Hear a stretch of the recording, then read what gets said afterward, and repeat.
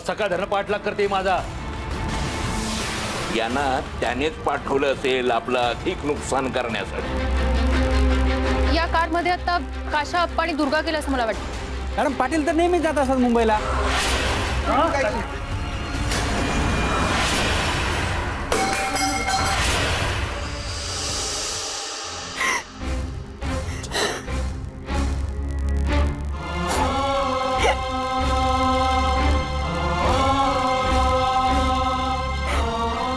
निशा, calm down. Calm down. Actually साहिलने वर्णन केलेली माणसं प्रत्यक्षात भेटल्यामुळे खरं तर तुझ्यावर आणि डॉक्टरांवरही संशय घेतला होता मी.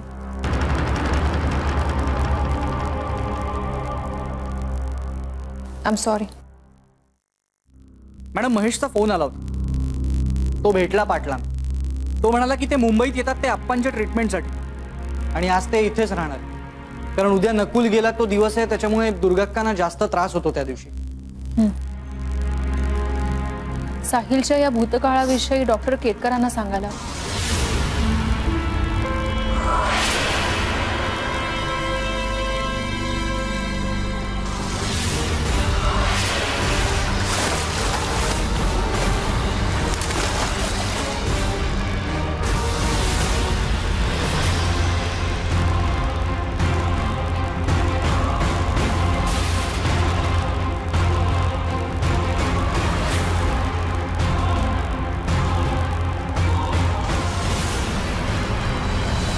Thank you Vasanta ma'am.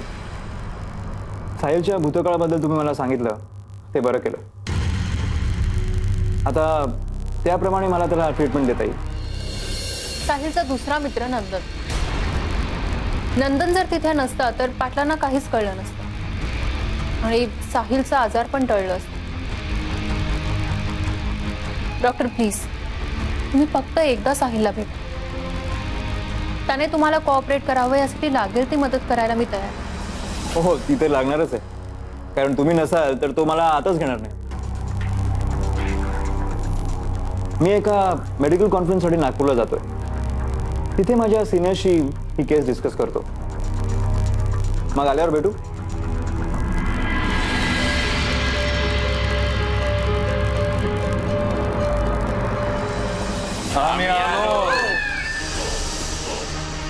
अरे काय झालं साहिल, एकदम का उठून बसलास? आज हिला थांबवून ठेवलंस आम्ही येऊ नये म्हणून? नाही म्हणून नाही, ती स्वतःहून थांबली. आणि तू थांबू दिलास? कुणाशी बोलतोय साहिल? हे आले आहेत आणि तू इथे थांबलेस म्हणून ते चिडले तुझा. आता मी हिला सोडणार नाही. नाही हिला काही करू नका. जे काय करायचं ते मला करे. तू जा इकडे, तू इकडे जा. ते मारतील तुला. नाही, मी कुठेही जाणार नाही. आज काहीही झालं ना तरी मी इथेच थांबणार आहे. साहिल का? प्लीज मारू नका. ऐका माझं. अरे साहिल साहिल मी आलो.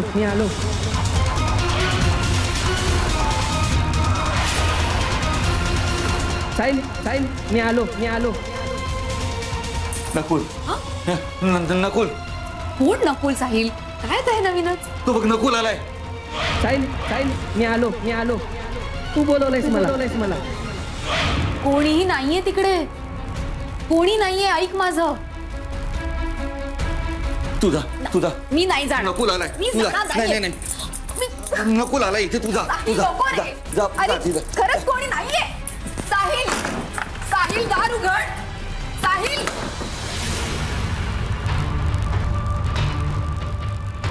हॅलो. हा बोल निशा. हॅलो मॅडम, साहिल पुन्हा तसंच करायला लागलाय. आता तर कोणीतरी चौथा माणूस दिसतो म्हणतोय. चौथा माणूस? हो, नकुल आलाय म्हणत होता. नकुल? मॅडम मी काय करू मला कळत नाही हो काहीच. किती दिवस चालणार आहे आणखीन हे सगळं असंच? निशा आय एम सॉरी, पण ही केस आता माझी नाही, डॉक्टर केतकरांची आहे. तू प्लीज त्यांना फोन करशील? हो, पण डॉक्टर केतकर आता फ्लाइट मध्ये असणार आहेत म्हणून मी तुम्हाला फोन केला. तुम्ही तुम्ही प्लीज साहिलला फोन करून त्याला शांत कराल का? प्लीज. हो, मी बोलते साहिलशी. थँक्स.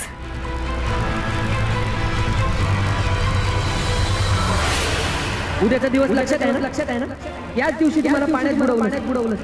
सकाळी 11 वाजता. का केलं सर? बोल ना साहिल, का मारलंस मला? मलाच का बोलवलं जबरदस्त पाण्यात? नंदनला का नाही बोलवलं? आता मी तिथे बुडालो, तिथे ये आणि मला बाहेर काढ. तरच तुझा हा त्रास संपेल. येशील? मी तुझी वाट बघतो साहिल. नक्की ये. सकाळी 11 वाजता. काल चक्र तुला उद्या फिरवायचं आहे साहिल.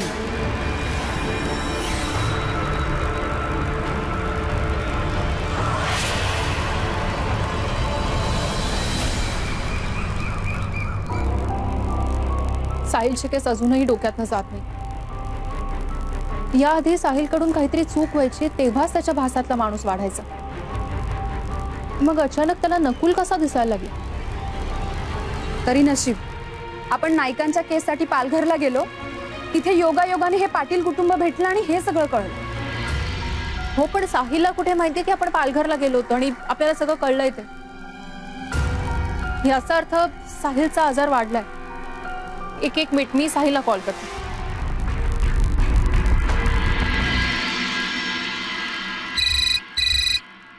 Hello madam.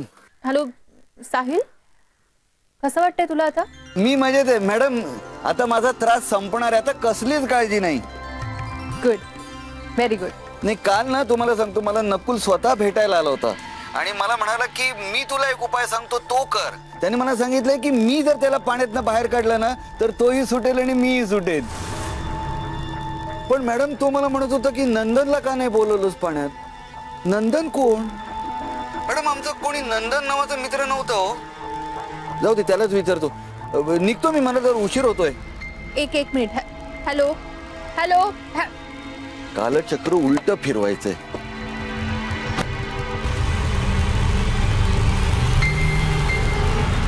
काय झालं मॅडम? साहिल म्हणतोय नकुलने सांगितलाय उपाय त्रास कमी होण्याचा. कोणता? मला असं वाटतं हा चौथा माणूस भासातला नाही, खरा आहे. काय म्हणजे नकुल मेलाच नाही? मी पुन्हा एकदा साहिलला कॉल करते.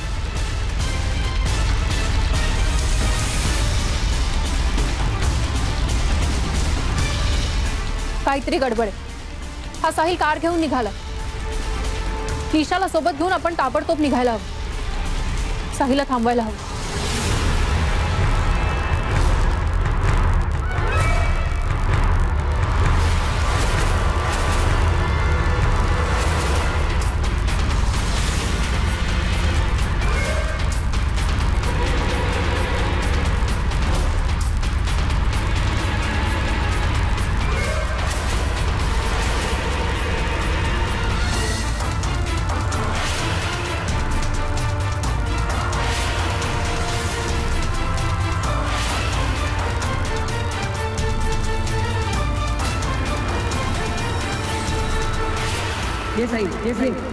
मला बाहेर काढ मित्रा. साहिल मला बाहेर काढ. मी तुला वाचवणार आहे. यावेळी मी तुझा हात नाही सोडणार. तू थांब, तू धीर सोडू नकोस. मी येतोय, मी तुला वाचवायला. मी येतोय. थांब. राजा माफ कर. त्यावेळी काय मी तुला आता वाचवायला येणार आहे. तू धीर सोडू नको. मी येतोय तुला वाचवायला येतोय.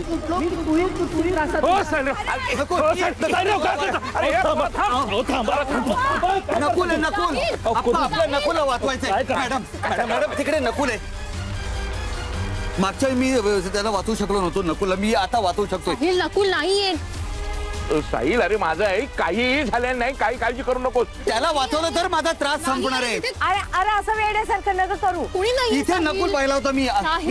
शांत हो. ओके मी शांत आहे. शांत. मग तुला कोणी दिसतंय? इथे नाहीये, कोणी नाहीये तिथे.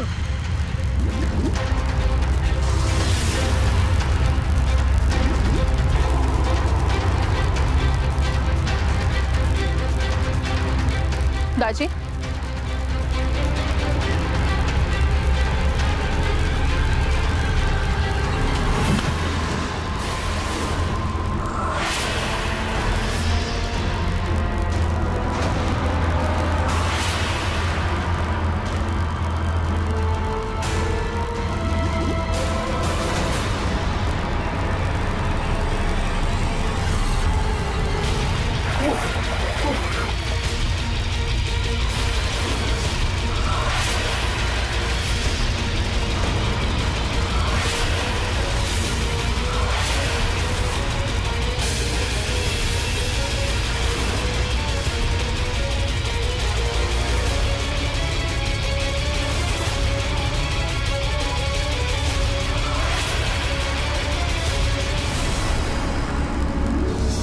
ये साहिल मला बाहेर काढ मित्रा साहिल मला बाहेर काढ मला बाहेर काढ ये खूप वर्ष मी इथे अडकलोय मला सोडव मी सुटलो किती त्रासात मुक्ती मिळेल तुला मुक्ती साहिल ये मला बाहेर काढ ना मित्रा ये खूप वर्ष मी इथे अडकलो मला सोडव मी सुटलो किती त्रासात मुक्ती मिळेल तुला मुक्ती मिळेल तुला साहिल मला काढ ना बाहेर काढ ना मित्रा.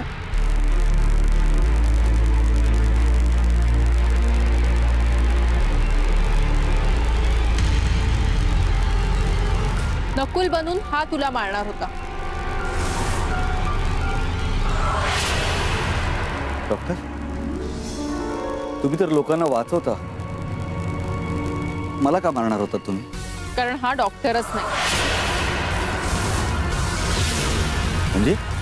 म्हणजे जेव्हा मॅडमना संशय आला तेव्हा मी युनिव्हर्सिटी आणि असोसिएशनचे रेकॉर्ड चेक केले. त्या साहेबांचं नाव नव्हतं आणि त्यांच्या क्लिनिकमध्ये जे सर्टिफिकेट आहे तेही बनावट आहे. अच्छा, म्हणजे मला वाचवण्याचा प्रयत्न करणारा खरं तर मला मारण्याचा प्रयत्न करत होता. पण मग मला रोज मारणारे हे तिघ जण आज मला वाचवायचा प्रयत्न का करत होते?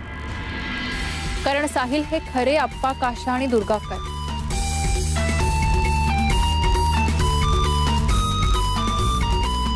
आणि तुला जे त्रास देत होते ते तुझ्या मनाचे भास होते. नकुल तुझ्यामुळे मेला म्हणून तुझं मन सतत तुला खात होतं आणि त्यामुळे तुझ्या मनाने या तिघांची रूपं तयार केली होती. पण याच गोष्टीचा फायदा केतकर आणि आणखीन एका व्यक्तीने घेण्याचं ठरवलं. ते दोघे वाट पाहू लागले संधीची, तुम्हाला संपवण्याची. आणि ती संधी त्या दोघांना तेव्हा मिळाली जेव्हा मॅडमनी तुमचा भूतकाळ केतकरांना सांगितलं. आणि तुला मारण्यासाठी त्या दोघांनी नकुलला जिवंत करण्याचं ठरवलं. कोणी ही दुसरी व्यक्ती? ही निशा. दिशा?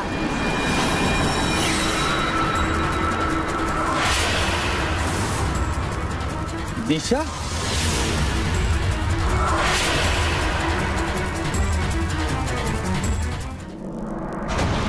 तू का मला मारणार होतीस?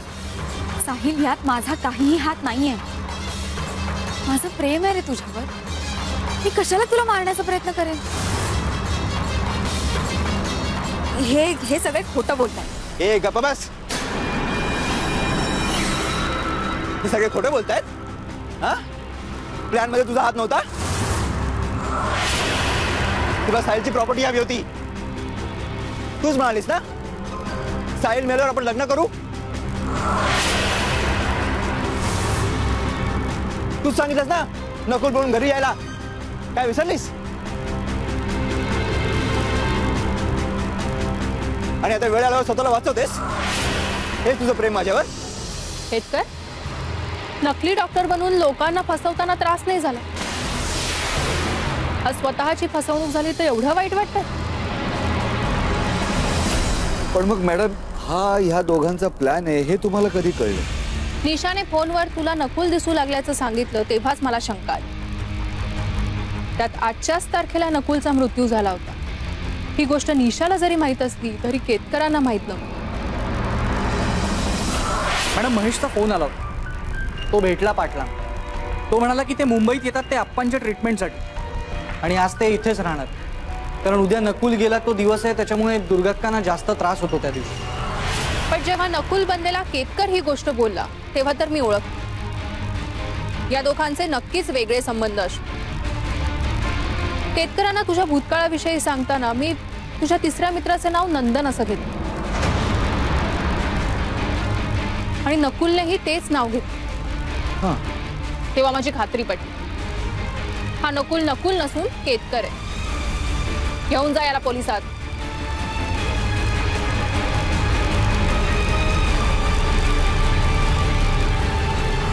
हो पण मॅडम, नकुलचं काय? तो तर माझ्यामुळे मेलाय, मी जबाबदार आहे त्याच्या मृत्यूला, मलाही शिक्षा व्हायला. असं मनातही आणू नकोस. तो एक अपघात होता. वय साहेब, आणि तसं बी इतकी वर्ष शिक्षा भोगलीसच की तू. अरे पोरा, तू तर माझ्या नकुलचा खास मैत्रीणार. तू कशा पायी मारशील र त्याला? चुकीने काहीतरी झालं रे बा. फुगा इतकी वर्ष मनात धरून बसला. त्या मॅडमने आम्हाला सगळं सांगितलं म्हणूनच तर धावत आलो ना तुझ्या मदतीला. हे बपोरा, जसा हा मला नकुल तसा तू.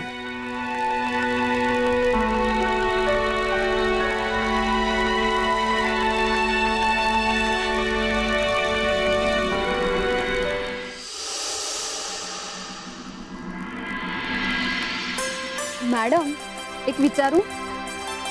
विचार ना. पण खरं उत्तर द्यायचं. हं? खरं उत्तर दे, विचार. साहिलची बॅक स्टोरी डॉक्टर केतकरांना सांगताना तुम्ही त्याच्या मित्राचं नाव वंदनऐवजी नंदन घेतलं. ते चुकून की?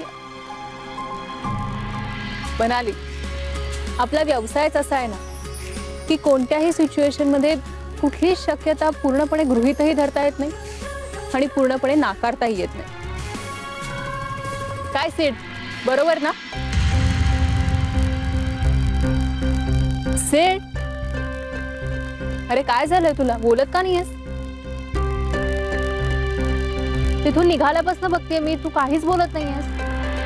काय नाही हो मॅडम, नाटक आहेत त्याची. मनाली, एक मिनिट, आता बघा कसा बोले. सिद्धेश्वर, मॅडम विचारतात काय झालं.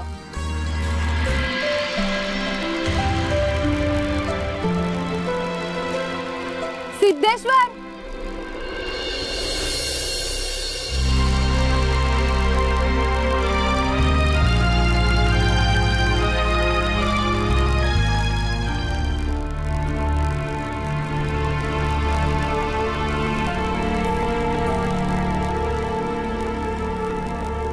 काय झालं सेठ? नाही, आम्हाला न सांगण्यासारखं काही आहे का? नाही. ऍक्च्युली या साहिलच्या केसमुळे नकळत मला माझ्या बाबांची आठवण झाली. तुझे बाबा पुण्याला असतात ना?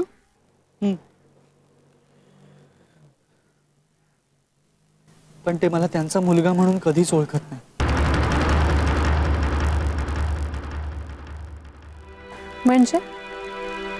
म्हणजे 10 वर्षांपूर्वी आम्ही एकदा गावाला गेलो, तेव्हा अचानक एक उधळलेली बैलगाडी बाबांच्या डोळ्या देखत माझ्या अंगावरती येणार होती. ती बैलगाडी आता आपल्या मुलाला चिरडून तुडवून जाणार या कल्पनेने बाबा अचानक बेशुद्ध पडले. सुदैवाने मी वाचलो. पण बाबा जेव्हा शुद्धीवरती आले तेव्हा सारखं त्यांना तेच दृश्य दिसत, तेच भास होत होते. म्हणजे मी जिवंत आहे, मला काही झालेलं नाहीये. त्या गोष्टीवरती त्यांनी अजूनही विश्वास ठेवलाच नाहीये. ते मला कधी त्यांचा मित्र म्हणतात, कधी परदेशातला भाऊ समजतात, किंवा कधी नुसतेच अनोळखी नजरेने पाहत राहतात. पण त्यांचा मुलगा म्हणून कधीच नाही ओळखत. आम्ही खूप उपाय केले, अनेक डॉक्टरशी ओपिनियन घेतली, पण त्याचा काहीच फायदा झाला. बाबा आहेत तसेच आहेत. मला वाटतं की ते कधीच नाही ओळखू शकणार मला.